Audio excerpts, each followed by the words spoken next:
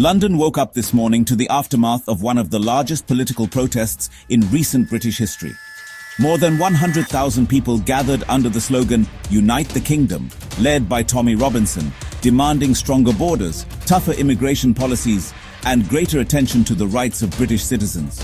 But what started as a protest quickly escalated into heated confrontations, injuries, and arrests, sending shockwaves through the nation.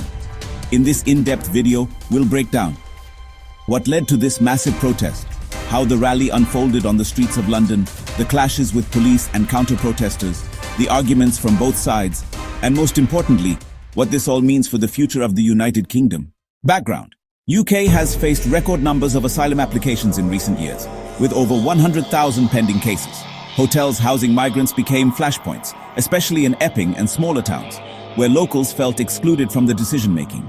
Rising frustrations, NHS under pressure, housing shortages, cost of living crisis. Many residents feel migrants are prioritized over citizens. Tommy Robinson, controversial activist, capitalized on this anger, framing it as a battle for ordinary British people's rights. Social media campaigns amplified the event, reaching millions before the march even began.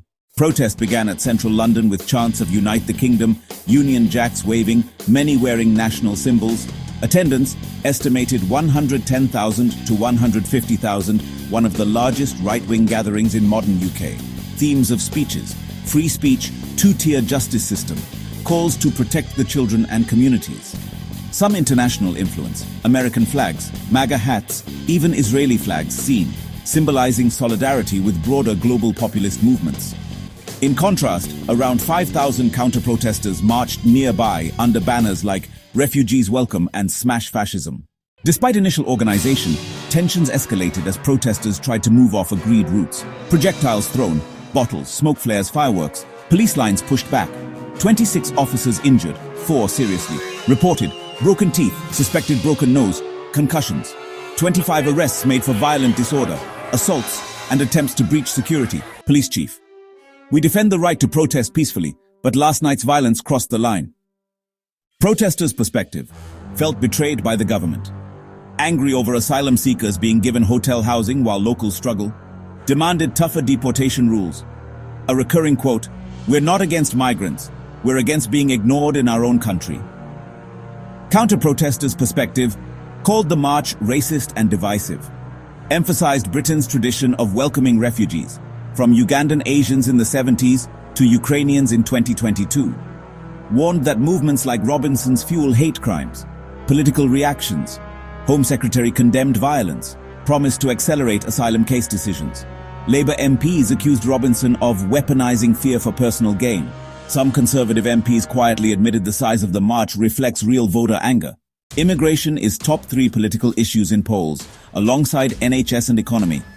Brexit was partly about taking back control of borders. Yet years later, anger persists. Robinson's movement is tapping into the same energy that powered Brexit and even Trump in the US. Risks of polarization: communities divided into us versus them. Spread of misinformation on social platforms. Risk of radicalization, especially among young people.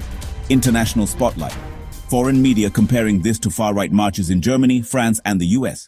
Government considering speeding up asylum cases, reducing hotel use for migrants, stricter border controls, cutting visas for countries refusing to take deported nationals. Legal aftermath: many arrested protesters could face jail. Some officers may be off duty for weeks. Social aftermath: communities more tense, with fear of more protests in coming weeks. Possible ripple effect: could push immigration back to the center of the next general election campaign. Last night's protest wasn't just about immigration. It was about identity, belonging, and the frustration of people who feel unheard. For some, it was a cry for justice. For others, it was a dangerous display of hate. Either way, the sheer scale of the march shows that immigration will remain one of the defining debates of our time. So what do you think? Was this protest a legitimate call for change or a dangerous step towards division? Drop your thoughts in the comments. If you found this breakdown helpful, like and subscribe for more deep dives. This is Time Lens, exploring the stories behind the headlines.